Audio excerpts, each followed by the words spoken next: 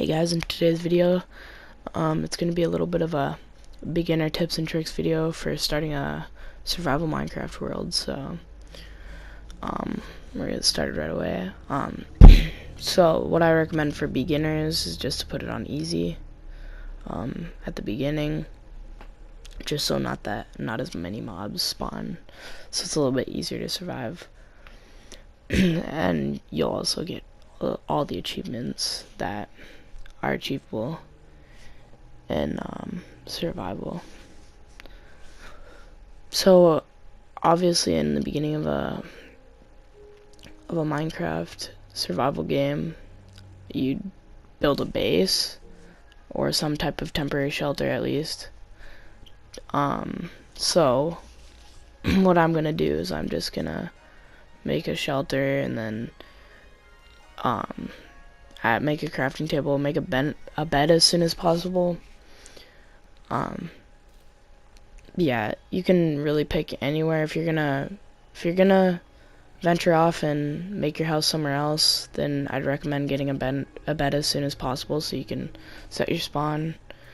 Also, use your map if you're going far, so then you have it a little bit filled out. And this is just an example of a temporary shelter. If you guys want tips on how to make good houses, I can do that too, but this is just an example. So once you have your shelter, then what you could do is you could exit the game and you could go to at the bottom it says save options. If you click on that on the world, you can copy the save. So if you go down, it says right there, copy save, and then you click on that, and it'll make basically a copy of the world. So whatever you edit on the copy does not affect the actual world, so you can still get all the achievements. So what I would recommend doing is renaming save. For this, I just named it test 2. Just so I know which one's which, just so you don't accidentally switch the main one to creative. So yeah, I forgot to change it to creative, so we get exit. So yeah, on the copy you can change it to creative, and then just try and scout the area out, look for landmarks, kind of just look for anything that would help at the beginning, like villages or anything that would really help with beginning material and stuff.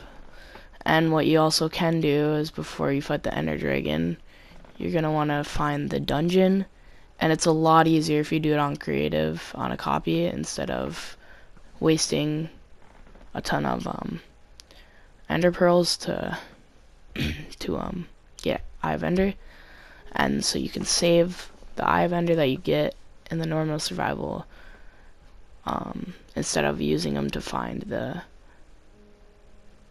dungeon. So once you do actually find the dungeon, just find like landmarks or anything that'll help you remember that you're in the right spot, and count out how many blocks from where, to find it easier. And the Eye of Ender is not going to be exact, so you might have to dig around in some other spots, or even use TNT in this if you are having a lot of trouble. So it should be right down here. The Eyes of Ender are not going to be perfect, but it gives you a general location. So if you just mine down, look for it. If you can't really find it, then try going back up and mining in a few blocks over or something, and it might be there. But on the other hand, if you're still having trouble finding it, then just use TNT and you'll find it, and then go to like the middle area and mark it out. So mine around, I guess. If you can't find it, if you're having trouble like I did here, you just grab some TNT, flint and steel, and I think I was trying to blow it up too low. I wasn't going high enough. So it's going to be like somewhere halfway between bedrock and surface. Just as a general location. It's not going to be exactly there, but that's just a general location of it. So then you can just make a little tower of TNT. And again, I was going too low, so you gotta go up a bit higher. But the dungeon is generally between, like, halfway between the surface and bedrock. Not exactly, but so once you find it, go somewhere in the center, mine straight up, so that way you know that it's safe to mine straight down. And try and look for little landmarks. So I'm just gonna 1, 2, 3, 4, 5, 6, 7, 8, 9, and so I know that it's from that block. It's 9 blocks that way, plus 1 to the right. I can just dig straight down and I'll make it to the dungeon. Look for other land formations and stuff. I got kind of a bad spot for the dungeon with landmarks, but I got this little dirt pile, so I'm trying to find my way back, but I didn't find it. So but also another good tip is to, if you want to find diamonds generally early on in the game, a good tip is to dig straight down in random spots that are easy to remember. If you don't know if you'll remember it, if you find diamonds, then just take a picture of where you mine down. Right here I'm scouting out a pillager tower thing, just seeing what it had, just in case I wanted to attack it. And it's probably a good idea to use a shield when going there and get generally close to them, so then they shoot your shield and it hits them, so they're lower. But yeah, when you mine down and find diamonds, make sure you have iron too, and usually when you mine straight down looking for them, you'll find iron along with diamonds down below, so that should help. Get familiarized with the map if you're gonna go adventuring and stuff like that. Also, it's probably a good idea to use the map when going to the dungeon, to just kind of look at the map and find a good route to take when getting to the dungeon from your spawn.